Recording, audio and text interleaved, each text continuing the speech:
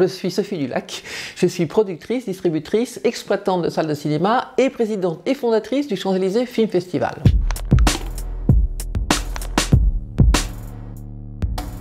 C'est un festival de cinéma franco-américain qui existe depuis 13 ans maintenant, 13e édition cette année, qui fait la promotion du cinéma indépendant et qui propose aux spectateurs des compétitions de films long-métrage, court-métrage, qui fait des masterclass, des rétrospectives et qui a des invités d'honneur et qui est formidable. Être seul contre tous. Vincent Delerme, que je crois on ne présente plus, qui est un chanteur et qui également a fait un film. La Horde, collectif La Horde, que je pense beaucoup de gens connaissent, mais en tout cas on va découvrir pendant le festival. Et puis Isabelle Subrin, qui est une réalisatrice américaine, formidable femme, qui a le don de pouvoir montrer des femmes invisibles au cinéma et qui a eu le César du meilleur court-métrage, Maria Schneider, 1983, l'année dernière.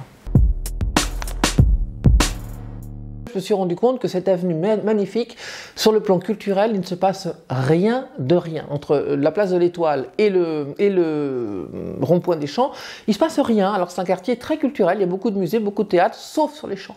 Et donc l'idée c'était de faire revenir le public sur les Champs-Élysées, et un public un peu particulier, puisque c'est du cinéma indépendant, qu'on ne voit pas sur les Champs-Élysées, et surtout de faire travailler aussi les 5, à l'époque 6 salles de cinéma, circuit et indépendant. Il n'en reste plus que 3, mais en tout cas ça a fonctionné. Le cinéma, c'est une petite partie de la culture. La musique, la lecture, la littérature, enfin le théâtre, c'est aussi de la culture. Donc musique et cinéma cette année, c'est sûr. Et dans les salles de cinéma, nous, on révolutionne l'exploitation. Et je crois que les spectateurs sont heureux parce que ça les fait déplacer pour quelque chose. Ils découvrent les salles. Parfois, ils ne les connaissent pas. Ils se retrouvent entre eux. Et on fait aussi bien de la musique. On a fait de l'opéra en direct dans les salles. On fait du cinéma de genre. On fait du drag queen. On fait du stand-up. On fait l'Eurovision. Enfin, on fait plein de choses, voilà. Et à ces conditions-là, les gens se déplacent. C'est le pendant du US Tour, hein, puisque depuis 3 ans ou 4 ans maintenant, on se déplace dans les salles de province en France pour montrer du cinéma américain.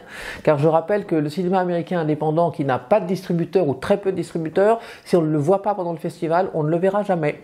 Donc c'est l'occasion de montrer aussi au public français un cinéma qu'ils n'ont pas l'habitude de voir.